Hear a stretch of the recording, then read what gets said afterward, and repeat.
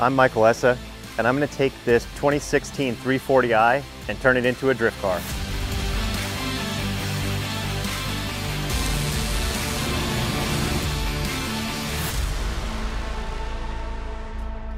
It's a 2016 340i. It's an F30 chassis code. It's basically the same chassis as an F80 M3, but it's narrow body.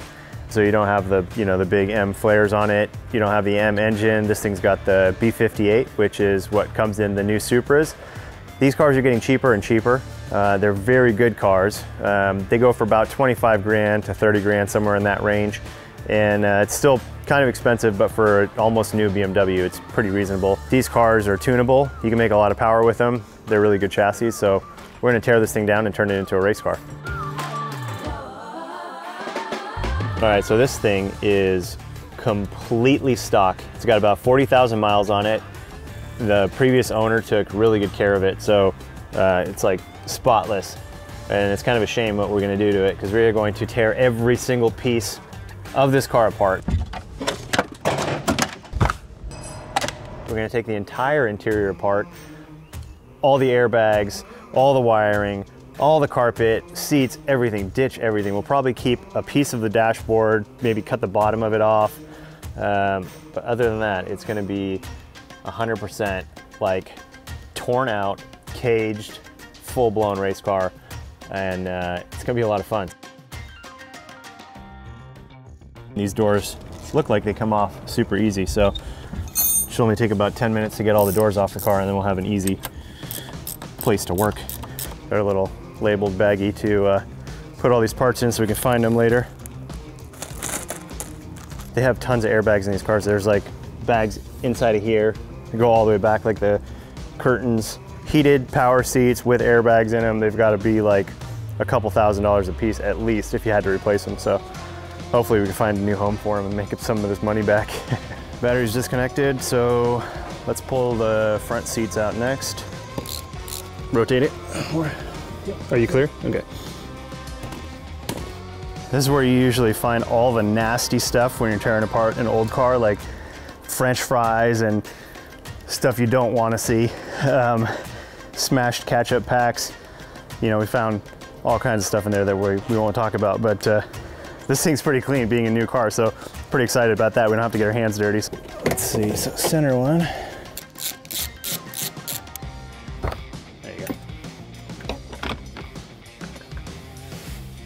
And Cheez-Its, a Jolly Rancher. There's an old Band-Aid that definitely came off a kid's finger. All right, let's grab the vacuum.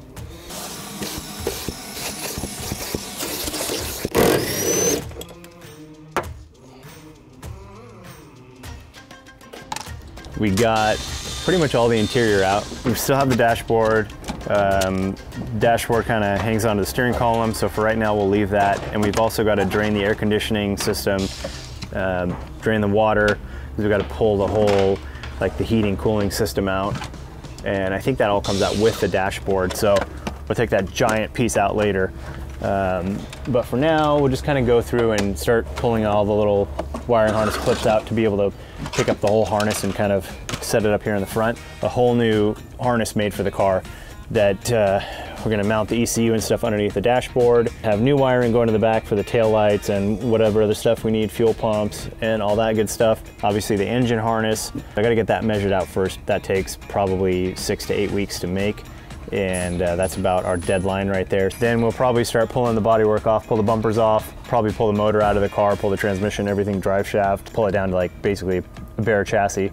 Come in, start figuring out where the roll cage is gonna go and start designing that. So a lot of work ahead. Today was a good day, we got a lot done. Tomorrow we'll keep on going.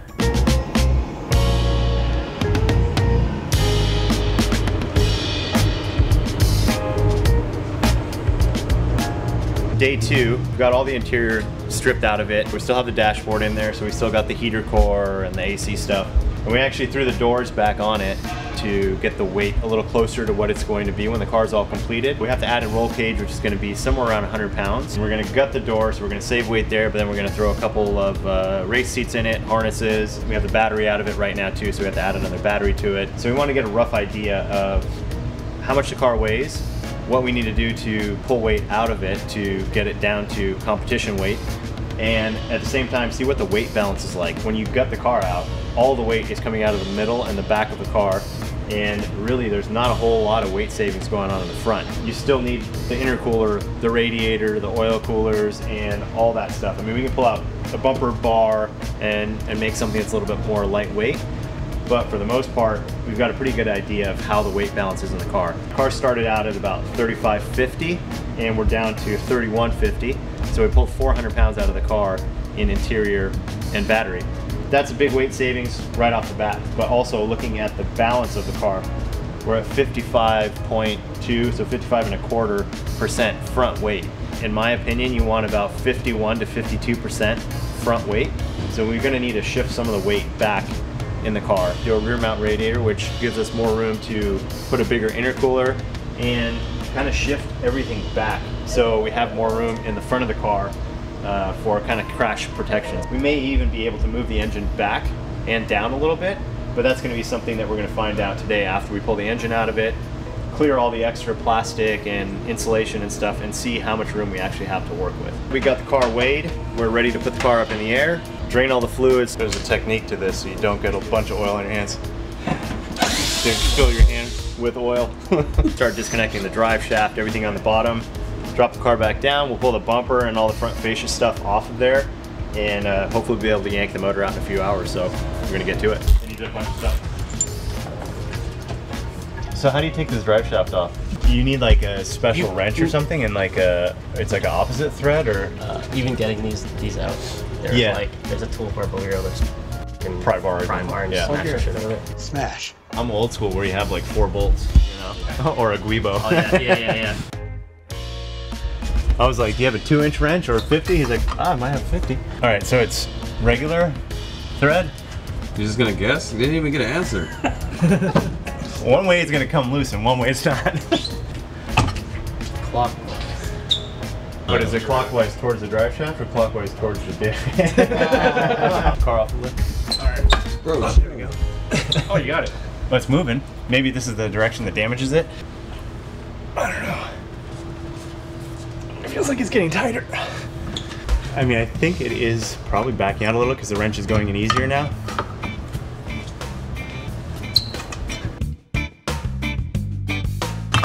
It's splined. We need to pull these bolts out to get it to drop down. All right. yes, sir. There you go.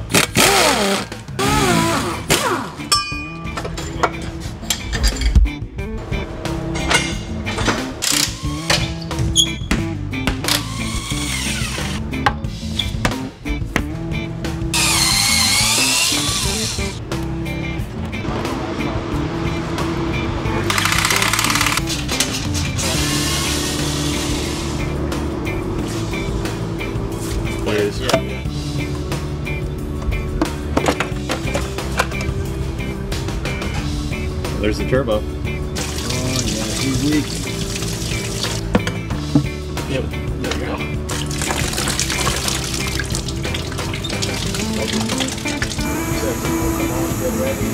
Yep.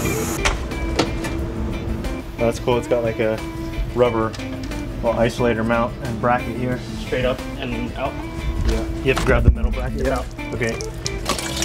Just keep it tilted so it doesn't dump out of that side. Thanks very much.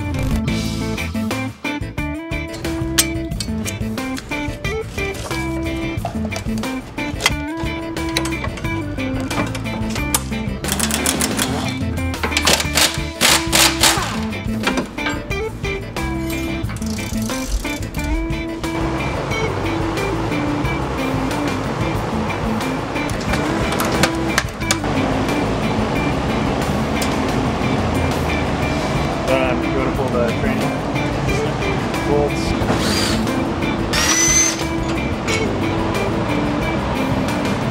Set this engine over here. That was pretty easy, pretty smooth. There's a lot going on here, but it's actually pretty accessible, so yeah, not bad. Now we can take a look at the chassis and the firewall and see if there is any room to move the engine back. From what I saw when we were taking it out, I think we only have about a ½ inch, so there's not really any room unless some of those panels are just bolted on. We'll give some clearance, but take a look at that right now and then get a better idea of what we've got to work with. So how tedious has this job been? It's been a little tedious. So many clips all over the harness. Most of them broke. They won't be replaced.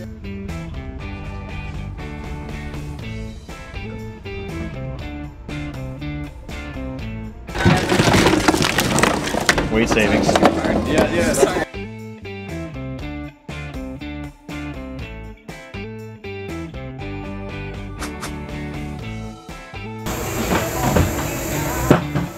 Having a roll in the direction of force when in a rollover incident is just beneficial, as well as driver safety. Yeah, so these guys, if you're not going to use it, might as well get rid of it, and then I can really get a good spot to land the base plate, and then just rip those little drains out for the... Oh, yeah. Dude, this bar is going to sit in there in a really good spot, a nice pocket for it to sit in. Yeah, I've seen a car before with a fifth bend in it. Yep, right in the middle. Like right in the middle. Most rule books say 4.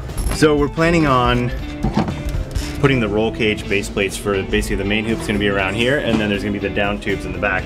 And we're thinking about landing them right in this spot over here in both of these corners.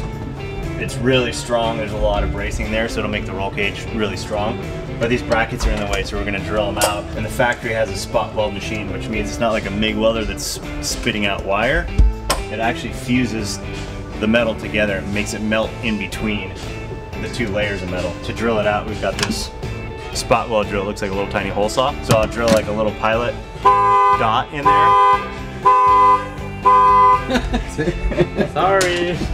Damn it. So basically I'm gonna use a small drill bit first to drill a little tiny pilot, not go all the way through. You can also use a punch, but I found when you hit a punch, this metal's super hard, especially on the weld, so it doesn't give you a very good indentation, and then the spot drill wants to like walk around everywhere. This takes a little longer, but it usually has cleaner results.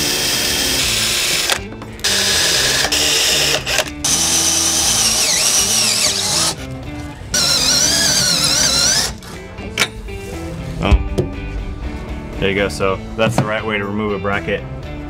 Takes a little time, but it's better than getting the cutoff wheel and the grinder and like going at it. So now we can just hit these with the little grinder and knock the tops of them off, and then when we make the base plate, it'll sit nice and flat.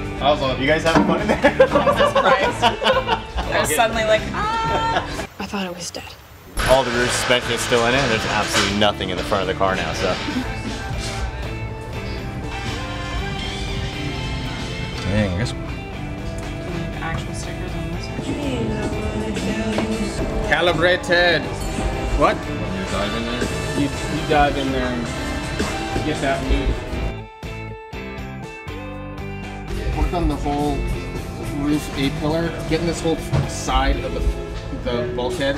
It's super glossy. Yeah. Weird right here. So it's just bouncing off of it a little weird. We'll have to just go over it slower. well,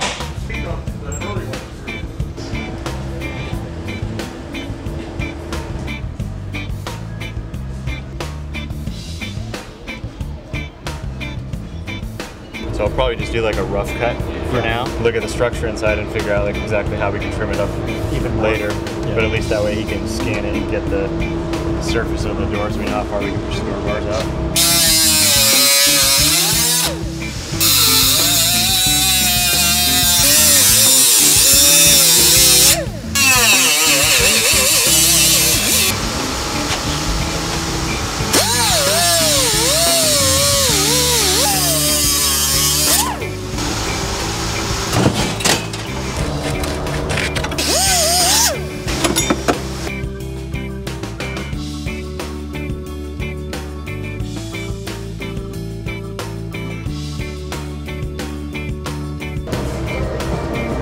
Nice to be able to be confident in the scan working and not even have to look at the screen anymore.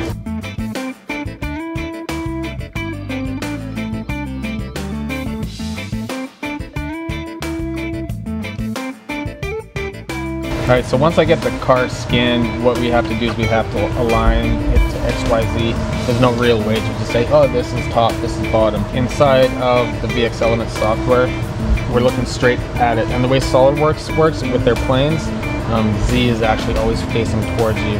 Okay. So that's how Y is your top plane, Z is your front plane. It's kind of stupid, actually. So that'll allow you to make like one bar and the other one will just be like mirrored. Yeah, exactly. We get this sitting as close as we can inside of here, and then I bring it into SolidWorks and I will fine tune it if I need to. Okay. So when this car is sitting on the ground, I'm assuming that this is flat, and then that trans tunnel sits back at a right angle. Yep, exactly. Cool. So you're basically going off like the rocker line. Yep. And, yeah. Cool.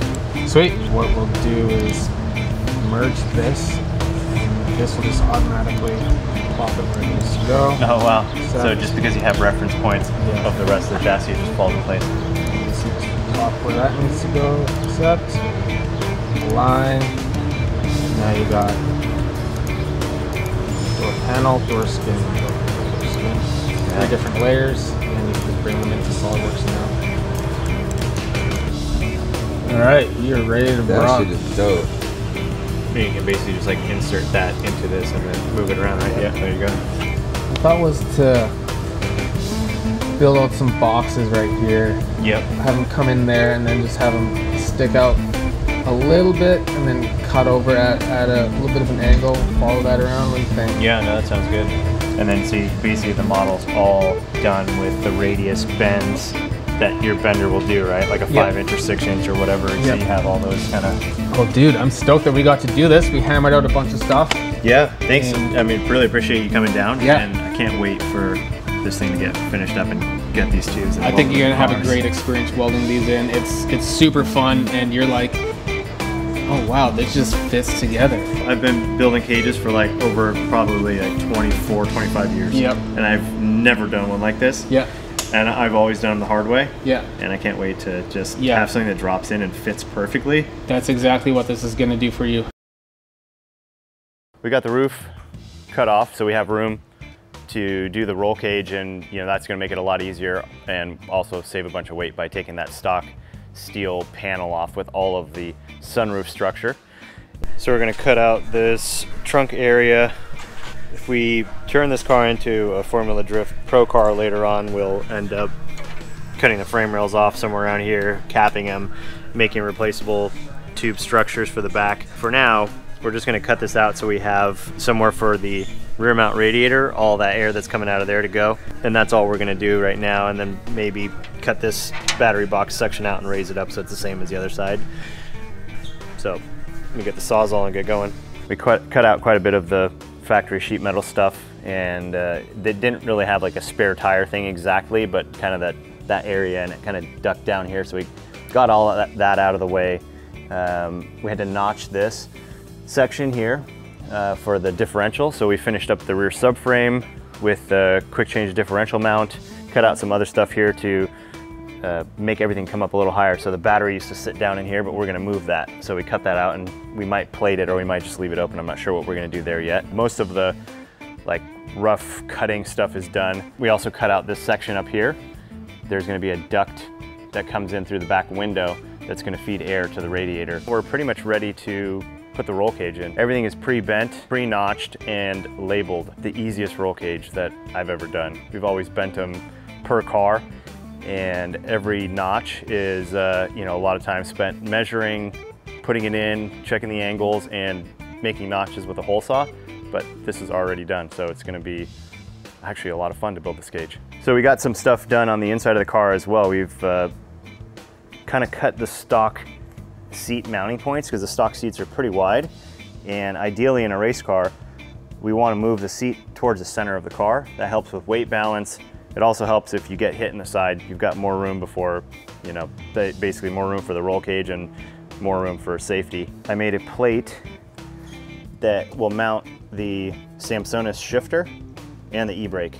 So this is gonna go right there. That'll get welded in place. We'll weld nuts on the back of here to mount the e-brake too. I already figured out all the seating position stuff there, and I also made a plate for the tilt and floor mount pedal assembly.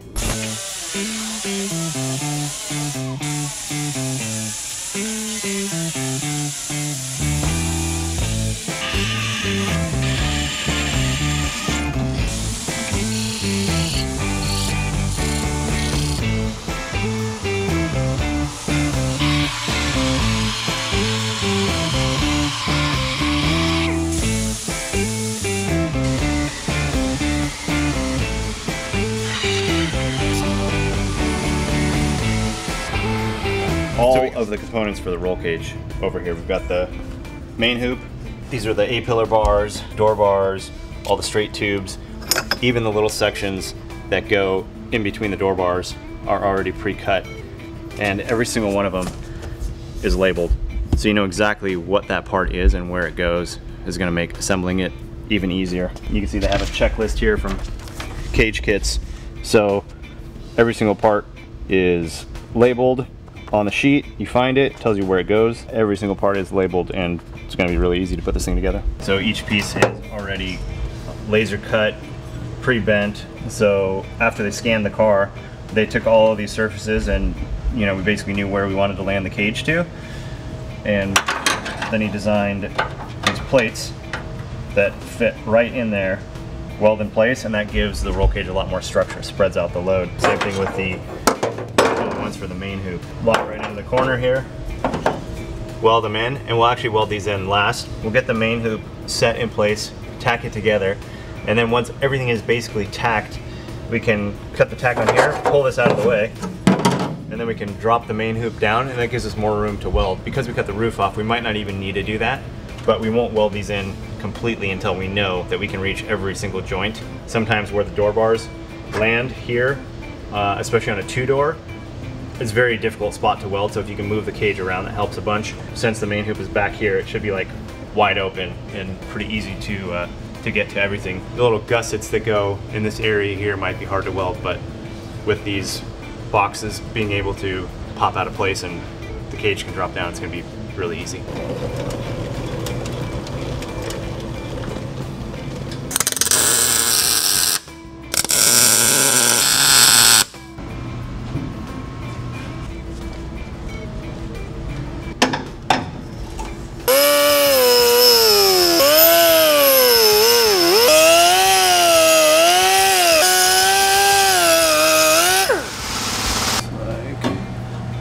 Maybe flip it?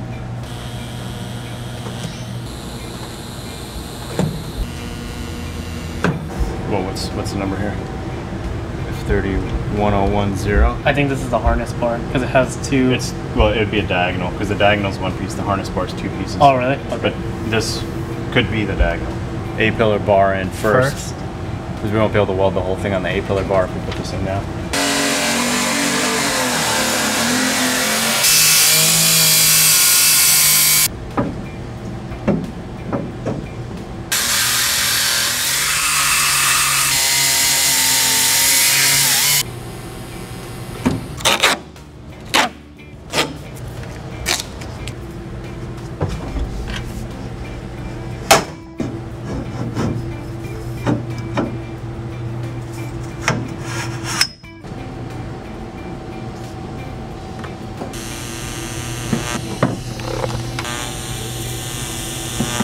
We ate lunch and then we started putting the cage in, and I think it's been about an hour and a half, and we have the main hoop, the rear bars, base plates are in place, the A pillars, the header bar, the dash tube. I mean, everything is just like falling in place. It's fitting perfectly. It's touching the side, so you don't need to do like big dimple die gussets everywhere.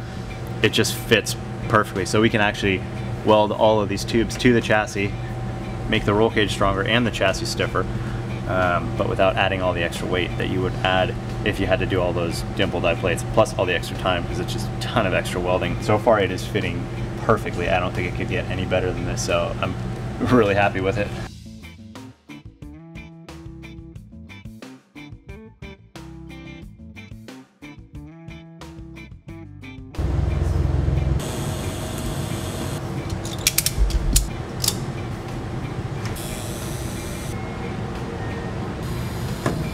Like if you don't spend the extra few minutes to line that up and make it perfect, and then you weld the whole thing in and it's done, and then forever the car has a crooked harness bar and it looks terrible. So.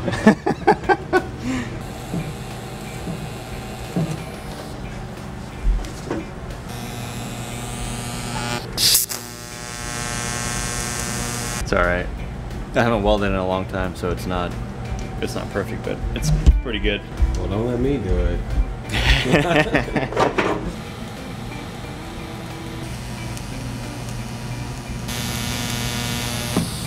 Every single component on the car, besides the shocks, are made by WiseFab. There's tons of adjustability in this. We've got a lot of range to move all of the arms, toe links, everything to basically set the ride height on the car where we want it and get the toe curve and camber curve set to how we want the car to work. They've already built in a lot of geometry to make the car have actually more grip and work better and more consistently. These are the front knuckles, the lower control arms, which are quite a bit different than the factory ones. Run two separate links to the hub.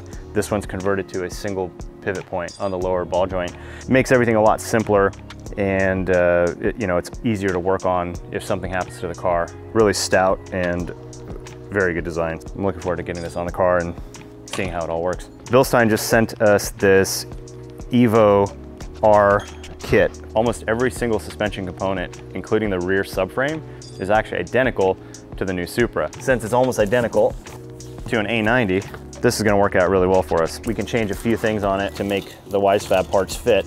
These things are really nice. Big, easy to adjust knobs. Every click actually makes quite a big difference in how the car handles. A range of 10 different settings, just 1 to 2 clicks of change are going to make a big difference. Have it set up the way you want it to work at a certain track or even on the street. These camber plates here are super nice, but we're going to have to replace them. WiseFab camber plates, which are also super nice. Inside of the Formula Drift rulebook, there's specifications on exactly how much you can move this. Stock would be like right in the middle. With the rulebook, we have to stay within the bolt circle. If you use their camber plates, everything bolts up perfectly. We're going to get these swapped out and make sure everything fits properly. We might have to make some bushings for it, but we'll see.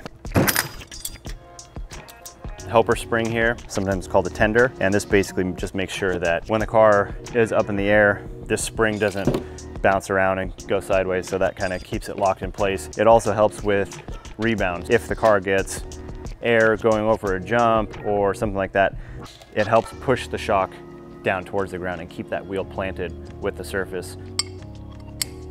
Awesome, it's the right size. WiseFab is basically making it fit onto a stock shock, and it's got a bearing in here. This bearing can just do angle, and this bearing will do all the twist. As the spring compresses, it's actually twisting. If you don't have anything that wants to move, you got a bunch of friction here. This is trying to bind up, and it doesn't want to move through its stroke as well. Taking all the bind out of the suspension makes a big difference.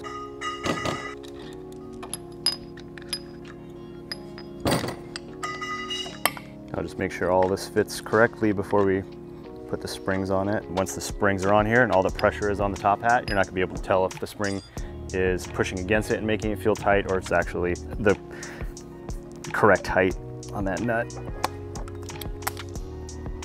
Cool.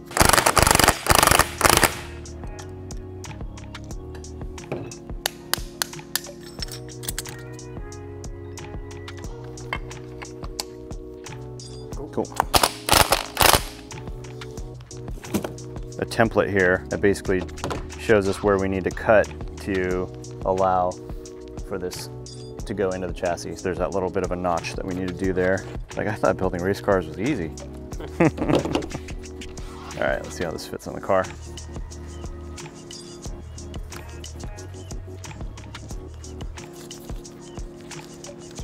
I figured that the dotted lines were where the car already was, since that was the only bit of solid line the template had. But just before we cut into the car, I figured I'd double check and get it right the first time.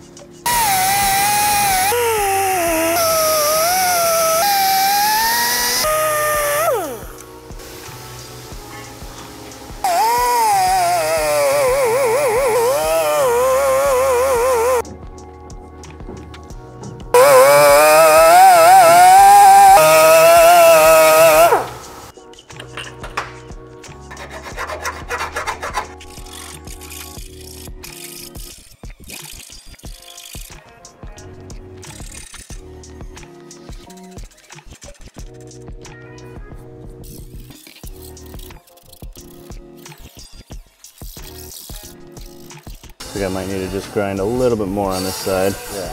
Same as both of the edges on this one.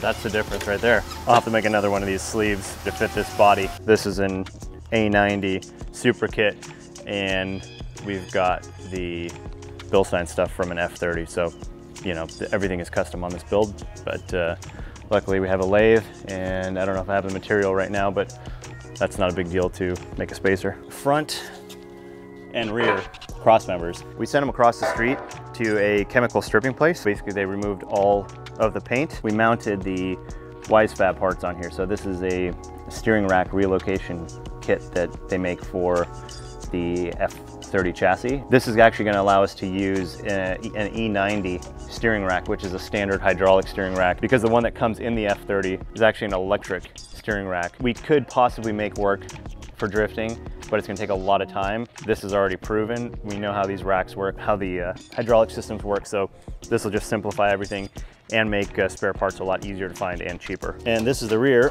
Modified it quite a bit actually at Bink Industries. They have a jig to do a quick change rear subframe for an A90 Supra. Checked it out, this bolted into the jig. Nate over there gave us all the components and allowed me to build this rear subframe. Helped us out quite a bit and saved a lot of time instead of having to figure out how to mount that diff and make all these parts. He's actually got the design in SolidWorks, and he cuts all of these parts out on his plasma table. He can build the whole subframe basically in a jig, have it repeatable so it's the same every single time. Last week we got most of the cage installed, pretty much everything tacked in place. It is almost completely welded in. I have to do a little more welding on the base plates. It looks really good. Everything fit perfectly. Really happy with how it came out. Now we've started getting other stuff ready to do some mock-up in the rear suspension. So we got the subframe ready to go with all the WiseFab parts bolted on. We'll stick it in the car, and then we're going to put wheels on it, check the wheel travel, and then we're going to have to cut the quarter panels out, make room for the wheels because they're going to be a lot wider, higher offset than the original wheels. We've got a big body kit from Street Fighter LA that's going over it, figure out exactly where we need to cut, and also check the shock travel, just make sure that there's nothing that's interfering with anything on the chassis to the suspension or wheels hitting the chassis. So here's the spacers that I just made. Since these are off of an A90 Supra, they're smaller in diameter than what comes on an F30. This one's not completely done yet. I still have to cut a slit in the back of it, but I made them extra long, basically to push the shock and the spindle apart a bit, which is gonna give us more droop. I wanna make sure we don't have to cut more off of this. Once I figure that out, I'll cut these down to match, machine this one as well. If we get the wheel on here and the wheel touches the chassis before we use all the shock stroke, we can use more droop in the car, especially on a drift car, because we like a lot of suspension travel to get the car to work well.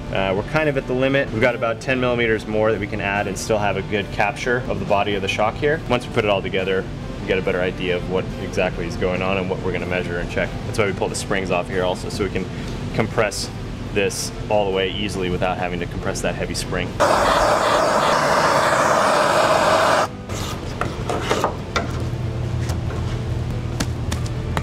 We got these parts from AKG, rear subframe bushing set, a two-piece, which makes them a lot easier to install. The single-piece ones, you've got to put them in a press and press them in, and then you can't get them out if you want to do anything to the subframe, or if we damage a subframe, we need to replace it, we can just swap these over. They fit loose right now, but once you put powder coat on the subframe, they'll just be nice and snug. And we also got their engine mounts. So these are not completely solid, but they're very, very stiff urethane, so we can get just a little bit of movement from the engine in between the chassis. It's going to dampen some of the vibrations from the engine. That's their engine mount, and that's the original engine mount. So it's cast aluminum with a hydraulic rubber bushing inside of there. It allows a lot of movement. Not good on a race car. Machined perfectly, looks really nice. I think that's going to hold all the power that we want to make, but still allow for just that little bit of movement so we don't break anything.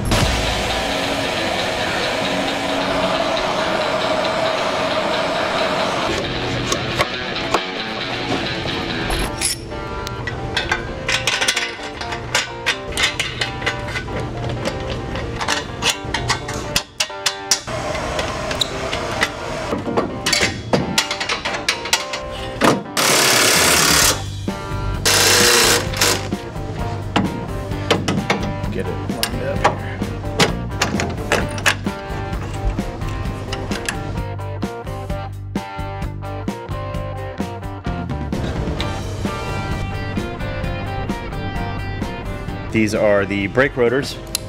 They ship to us. So these are Zimmerman rotors, very nice and a lot less expensive than the original BMW rotors. Fully coated so they don't rust. Basically all this will stay coated and the brake pads will just wipe off this coating. You don't have to sand it or do anything to it. A lot of aftermarket rotors will warp when they get hot. You'll get a big vibration in the pedal and they're basically trash. You got to get new rotors. These ones are really well made. They don't warp even with race pads under racing conditions. All right, there we go. There's the front. So these are actually off of a E90, E92 M3. Wise Fab angle kit uses E90 M3 or standard E90 brake calipers and rotors, so you can go with either or. We went with the M3 stuff to have a little more braking power. I'm just going to flop around a little bit since we don't have a tie rod on here. That's fine for checking clearance.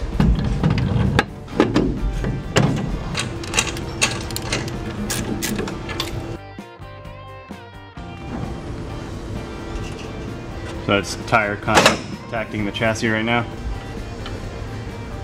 Super low. The tire is like only probably an inch, or the chassis is only about an inch higher than where the tire sits right now. That's definitely all the travel that we're going to use. Even as the suspension compresses, it's all clear this way. When you're building a drift car with a big angle kit and wide wheels and tires, that it's going to contact some brackets, and even sometimes you have to cut the back of the headlights out a little bit. This kind of stuff we're allowed to remove. We can even cut sections of this off if we need to. That's no big deal. There's a lip here. We might have to hammer that over. If we need to hammer this up or roll this lip a little more, we can do that, and that's all legal. We just can't cut into any parts of the chassis. And there's some pretty cool stuff that Wise Fab has. This is actually an adjustable steering stop. If you have wider wheels or something on your car and you've got tire contacting chassis somewhere, you can actually loosen this thing, rotate it, and put it at a higher setting. With that adjustable steering lock, you can set it up for your car, your wheels, your spacers, tire size. So that's a pretty cool feature. All these shims here are for adjusting the Ackerman. Pop these in here. This hole is slotted. The tie rod connects here, and the more you push the tie rod out, this line from this point to the rear diff gets closer. That's more Ackerman that a street car would have. In a drift car, we want close to zero, maybe a little bit of Ackerman to have a good steering feel. With the front wheels pointing where we want to go and the back of the car sliding, if you have a lot of Ackerman, it gives you good steering feel, you have really good steering return, you're losing front grip there, and you're also slowing the car down. So you can have a zero Ackerman setup, a 1/4 inch or so, maybe a 1/2 inch of toe out depending on the car, and that will act like some Ackerman and help the steering and help the wheel self-center when you let go of the wheel.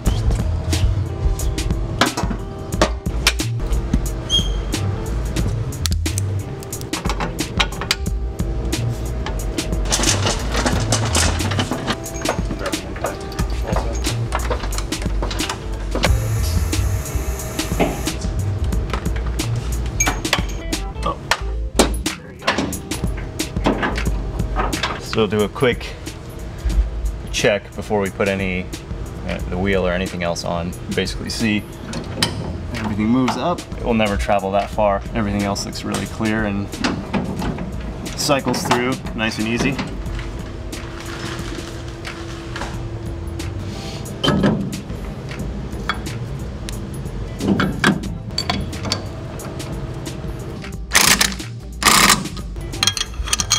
These are only 265s, and we're gonna run 295s. It's quite a bit smaller, but it'll work for initial mock-up. You can see how much this is sticking out, and we're gonna have to cut a lot. It's perfect. That's it. Now, if you're not rubbing right here, you're doing it wrong. About 30 degrees of camber, and this will all work. I knew it was gonna hit, but I wanted to get an idea of how the wheel moves. Sometimes the wheels will move almost straight up and down. Sometimes they'll pull forward. Sometimes they'll roll backwards. We can kind of taper it, get bigger as we go up. That'll help do like the initial cut. You know, if we were gonna do it before, we'd probably cut all the way out here and then realize later on that we didn't need to do all that. And takes away, you know, a lot of strength right here. This will be a lot stronger if we don't cut all of that out. Now we'll get the quarter panels, mark it out, and see how high we can cut, and also we'll follow the inside sheet metal as well. So it's basically be nice big flat tubs in there, and we'll have room for a big tire to move all the way up. It's a good thing it's not painted yet.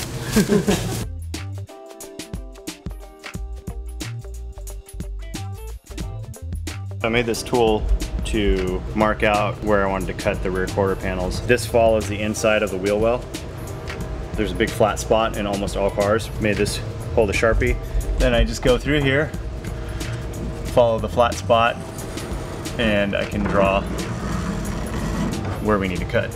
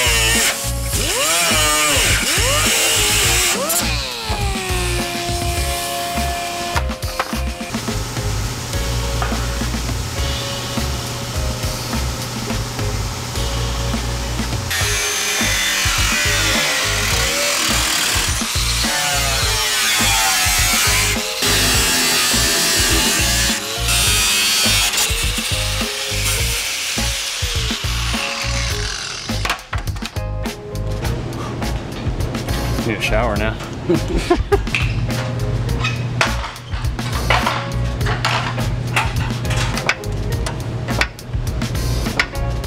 If we get a bigger radius tire in there, it's definitely going to hit that.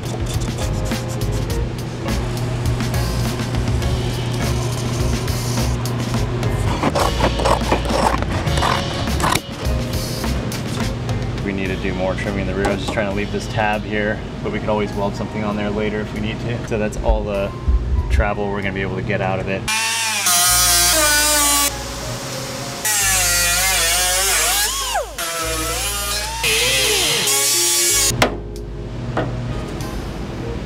It's going to look good.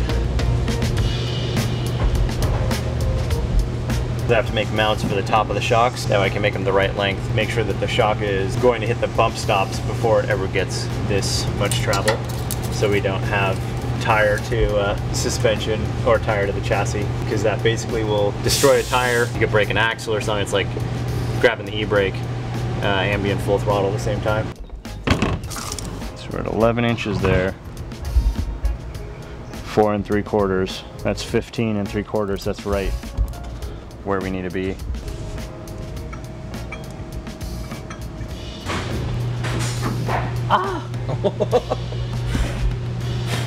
I'll get most of the fabrication stuff done on the inside. Got to figure out how we're going to mount the steering column. Still haven't decided if I'm going to use the stock steering column that has all the adjustability. It's telescoping and it moves up and down. It's a pretty nice piece. I think we might be able to use it if we can get it to fit in right. Figure out exactly where the ECU is going to go. Once this is here, we know that the wires are going to go down to the transmission for the shift force and the gear position for the Samsonis transmission. When Greg comes by to do the wiring, he can measure everything out to those points of where we're going to drill the holes for the bulkhead, like the mil-spec connectors. Position the fuel cell in there so we can get all the measurements to that. After the bulk of that stuff is done, drop the engine in with the manifold, turbo and everything bolted onto it, and see where everything's going to fit, and if we have to modify anything else for clearance. Bolt the wastegates on. We might have to cut a section of this off. We decided to go with the Dock Race B58 manifold. It's a 6-port Supra manifold, and it moves the turbo a little bit farther forward than the one they make for this F30 chassis. Turbo position is really tight here. The runners aren't all the same length, but the Supra one that Dock Race makes is all equal length, because they can position it in the right spot. It fits in a Supra, and we can cut stuff out of this car. With that manifold, it's going to flow more, so we can make more power without having to really stress out the engine and the turbo by turning up the boost. All the little things that we can do to get more power more efficiently. Lots of little stuff that we're going to have to figure out, but basically we need to get the engine in there first, see exactly where that's going to sit with the turbo and the turbo manifold on it, and then we can go from there. Fuel filler goes on the fuel jug. Basically it's quick fill. Basically just slam this thing on there, fills up the tank. All this stuff from Radium is just super nice, really well built. Already opened it. All right, all kinds of goodies in here. Some pens, some tire pressure gauges, a bunch of AN fittings, a nice billet aluminum housing with a 6-micron filter inside. That'll get all the debris, if there is any, out of the tank. Their billet cap here, most fuel cell companies have this really thin aluminum plate with a bunch of stuff bolted onto it, but they went the extra step. All of the power and ground stuff going through the fuel pumps inside with ring terminals makes it way easier to wire, easier to check stuff, easier to do repairs.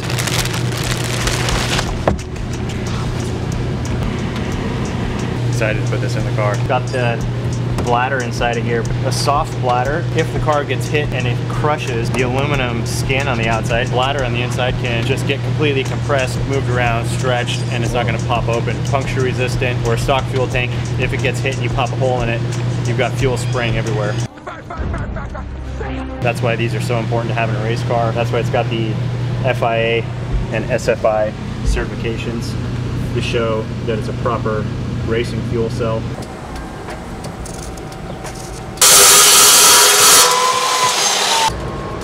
Cool, that looks good. And then it'll be flush with the fuel cell on that side rather than doing just like a straight cut and kind of having that bit hanging off there. We'll cut this and then we'll cap that, put the nut certs in there.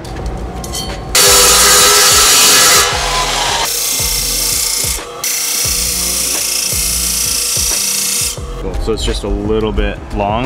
That'll give us just that little bit of clearance to get the cell in and out.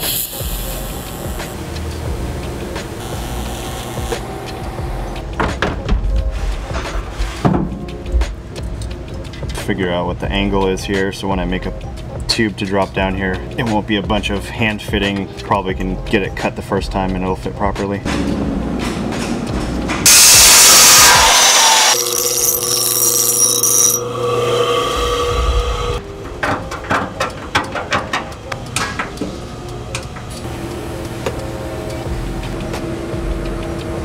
Square it up and make the forward ones.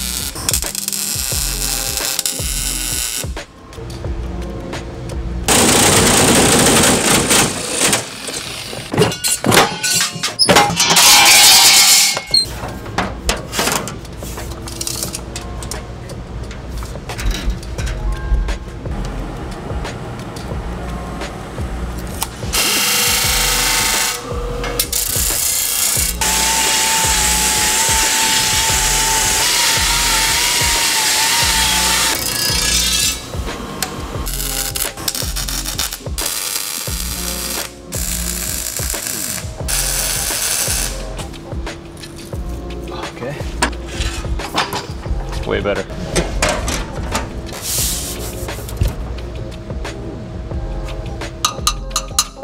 All right, go ahead and pull the radiator.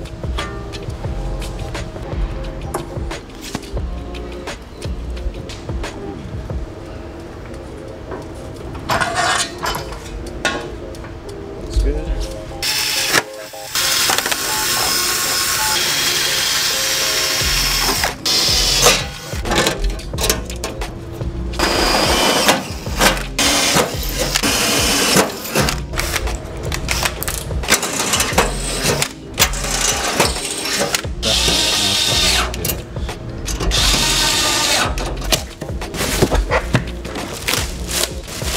Good thing I grabbed the actual radiator because I forgot that one I modified to make it fit in the other car. This is probably going to work out way better.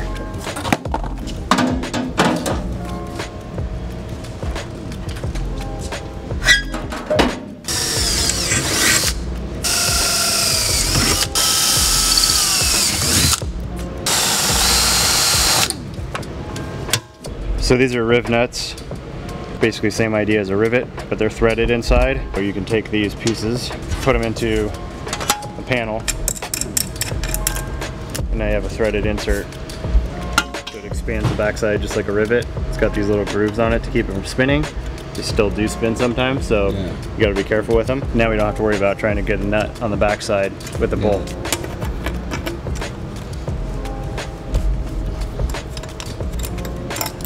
All right, bolt that piece back in.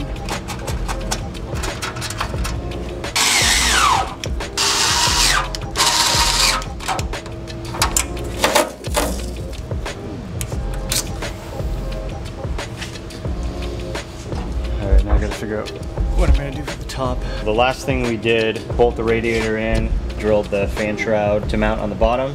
Not sure how we're gonna mount the top. Gonna leave that for later. Now that we've got the radiator positioned, the fuel cell positioned, the water pump's kind of where it's gonna go. I'm gonna look at the fitting coming off over here and probably get like a 120 degree -20 fitting.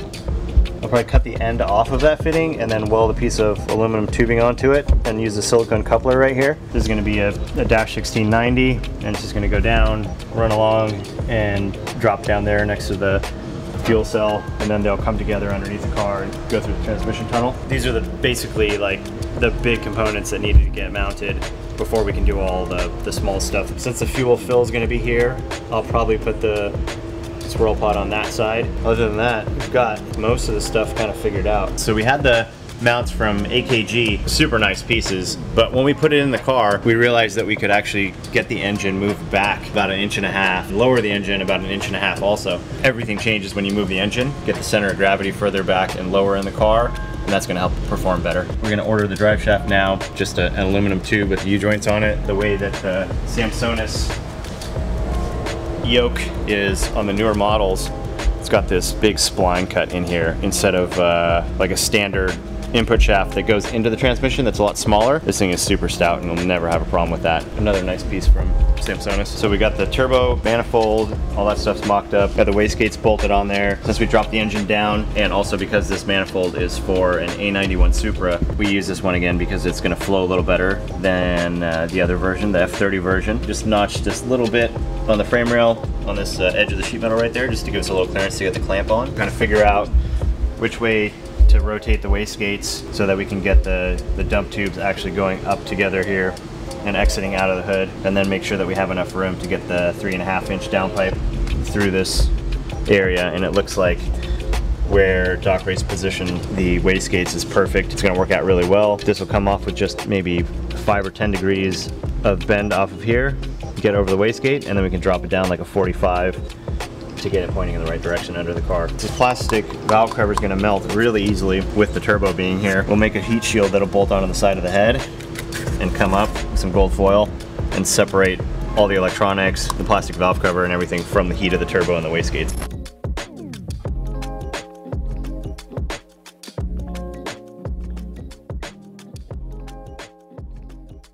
Welcome back. We've made quite a bit of progress since last time, so we'll go through everything that we've done. First off, you can probably see is that we've got the Street Fighter LA body kit all fitted up. We've got it mounted right now with these things are called Clecos. They're basically like easily removable rivets, so you can pop them on and off with a pair of pliers. Makes it really nice to get everything fit in place. Then you can take it off, sand edges if you need to do that, and put them back on quickly. We've got the wheels on the car. These are the Enkei GTC 02s. They're 18 by 10.5s in the rear and 18 by 9s in the front. We've got GT radial tires on them, the 265s right now and a 245 in the front. And then we mounted up the CSF R1 radiator here. So all that brackets, everything is done there. We got the fuel cell in place, got the fuel pumps inside of the radium cell now. So we've got 2 main pumps and 1 feed pump. So the feed pump basically pumps the fuel from the tank into a surge collector, and inside of that collector there's 2 more pumps that are pumping out to the engine, and then there's a return line there also. So we kind of figured out where we're going to mount everything. We've got the water pump mounted down there. There's the fuel filler neck right here, so it's going to have a hose that comes up, and we're going to put the quick fill valve up here. So this guy's going to get mounted in this area. And I think we'll probably do the fuel level gauge just below it or to the side of it. So as you're filling it up, you can see the level. And we're also gonna have a light there that will basically make a connection. There's a little float inside there. When the float pops up, when the level is full, that makes a connection. The light will come on. We're gonna do that because when you're filling car quickly, this thing will take 6 gallons in probably 5 to 10 seconds. And the fuel level gauge doesn't read that quickly. It kind of goes in steps. So the light's gonna come on instantly, tell them they can stop fueling. And then we use a gauge to basically see after a couple laps how much fuel we have remaining. So that's how we're gonna do that. So this is the radium swirl pot, and this is where we're gonna fill the water from. There's not gonna be a tank in the front anymore, like the original BMW has, that plastic tank. It's gonna be mounted in the rear now, and we're gonna put it somewhere right around here. This is gonna be the highest point in the car. It's got a bleeder here, so at the highest point of the engine will run a hose all the way back into here, and we'll probably add another port on top of the radiator as well to get any air bubbles out, and that'll be teed in and going in here as well. And then on the bottom, we'll have a hose that comes down and connects to the radiator, and that's gonna be how this gets water into the radiator system. Similar way we've done it in my E46, and it works really well. This radium swirl pot is really good. So it's got 2 chambers in here, and it separates all the air, gets it over to one side so that the water that you're pulling into the radiator is air-free, circulates, any air comes out, goes to this high point. So we just finished up all the rear firewall. We've got these panels that are basically gonna be bolted in, and then we'll do a seam sealer and glue all these edges in place. This panel will be removable easily, and we'll put like a foam sealer underneath just so there's no air gap, so we can try to keep the smoke and everything out of the cabin. Then this panel will be glued in place also, seam sealed, and we've welded a return edge on here so that when we mount the window, it's going to be mounted in this area and stop here. So all of this back area will be open so that the radiator can get fresh air. Today, I'm going to start doing the exhaust system. So basically I'm going to make the downpipe and the wastegate dump tubes. So basically everything on top in that area. And then after that, probably not today, but I'll probably start working on the intercooler and intercooler mounts and the intercooler. We're basically gonna make the whole exhaust system out of titanium from Tycon Industries. We've got a bunch of stuff here. This is gonna be for the wastegate tubes. They have these pre-cut pie slices for doing the all the bends. You can buy the bent tube also, but it's really expensive, and the pie cuts work really well. So we'll use these to get all the angles. We've got a cone expander, so this goes from the 3-inch that comes out of the turbo up to a 3.5. We've already got the titanium V-band flanges clamped in place, so they're ready to go. And then we'll use this to step it out to 3.5, and then basically from this point back, the whole thing will be 3.5 inch. So right now I'm going to figure out how I want the exhaust to come out. If I get a straight tube here, obviously it's going to interfere with the valve cover.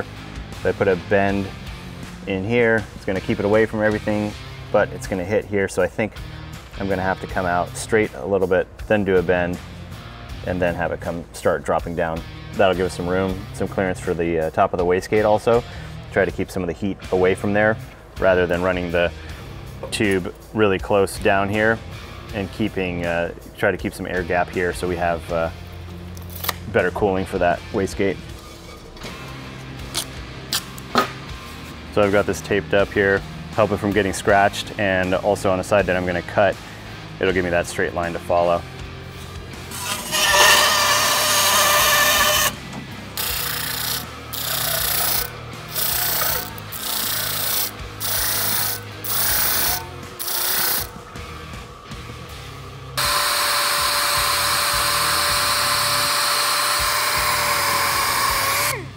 So we'll use some acetone, clean it up. There's a little bit of tape residue, but also take everything off, all the oxidation and oil and whatever else might be on the material. So when you're welding titanium, you need a big cup, and that's going to give you a lot of gas coverage around your weld. Very sensitive to oxidation, so when you start welding it, any part that doesn't have gas coverage is going to turn like white and powdery, and that's going to be a really weak weld. It's just going to snap. We're going to use this FUPA cup and get some tacks on here. And once we get a big piece tacked together, then we'll use some silicone plugs and feed argon, which is the gas that you use for shielding, inside of the tube, so there's no air on the inside either, and that's when we'll actually weld it together. But for now, we'll just do some tacks. The tacks are going to be weak, but they'll hold everything in place until we can get it covered up with the silicone plugs and filled with argon.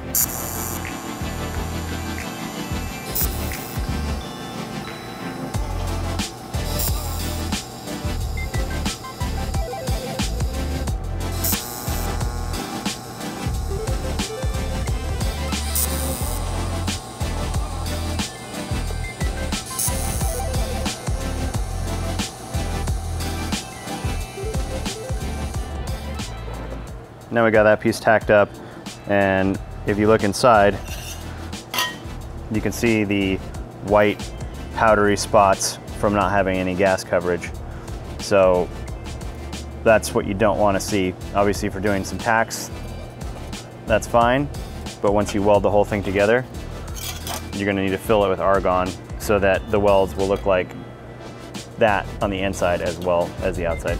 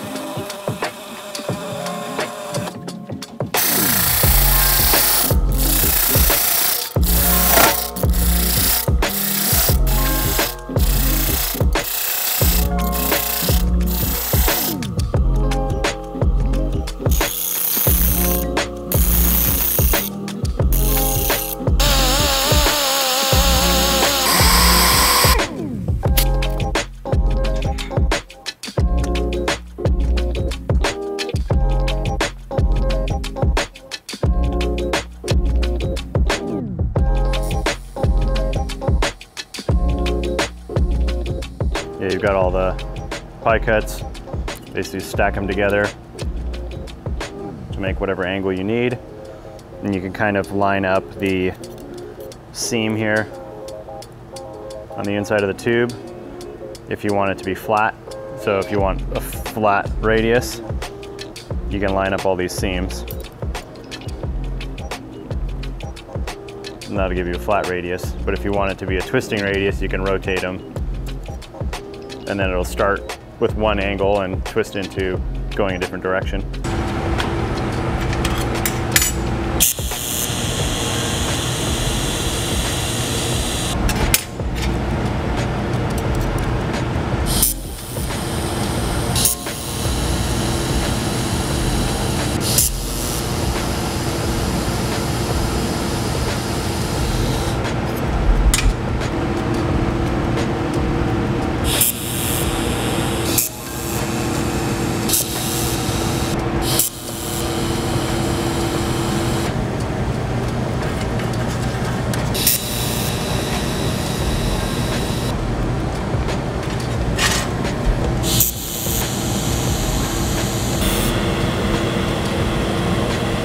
I'll let that piece cool off for a second.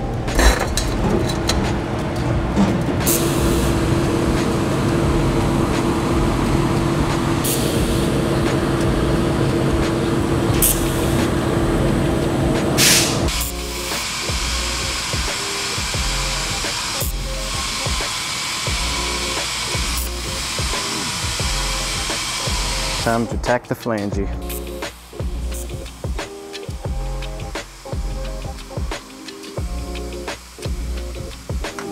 I think this clamp is made for like a sheet metal flange and not a thick machined flange, so it's like barely just enough to catch the thread. So I'll probably have to get another clamp later that fits this better, but this will work for now to mock it up.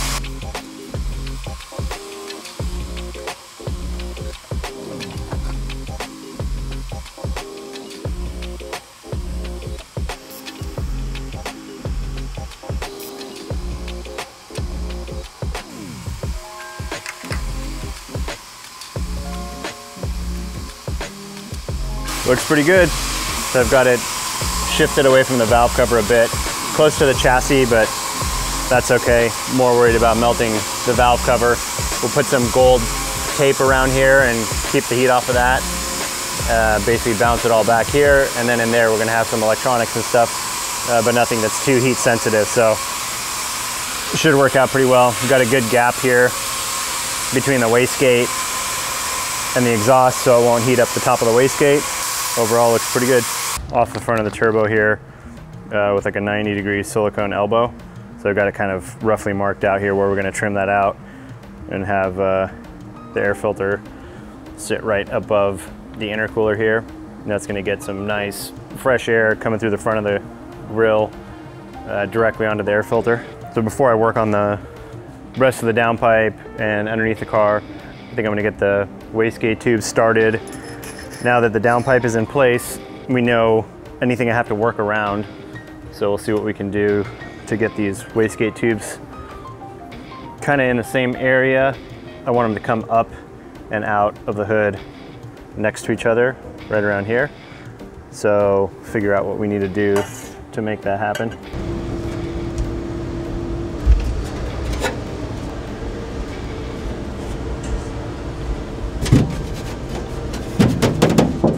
Plenty of room for the turbo. The hood sits up about 2 inches above it. I can get my hand in there.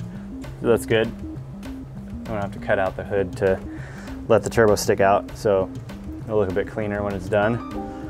And then the wastegate tubes, we'll bring them together and kind of point them over here, which is gonna be somewhere in this area.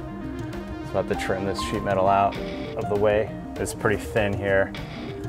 Should be able to trim it and still keep all this center bracing in place.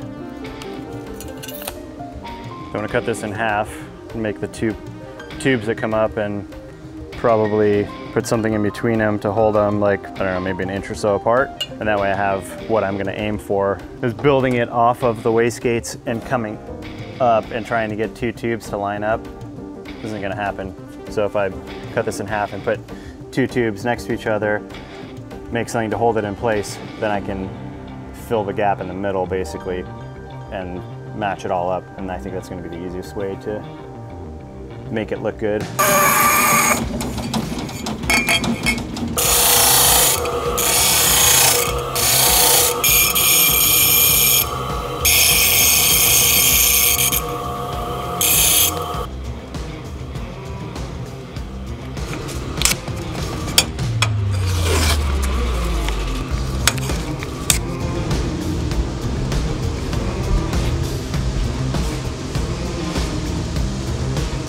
Maybe I'll just do the rear one first.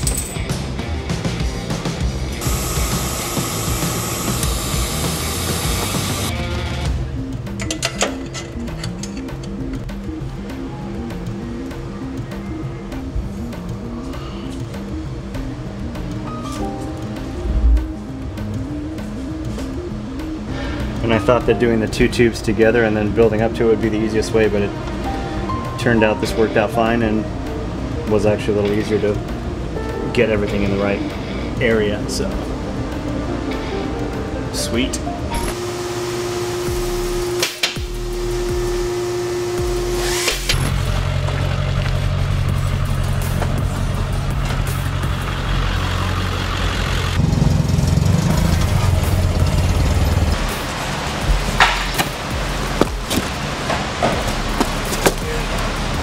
I'll know that that's for that. Yeah, it's the only one that's going to fit on.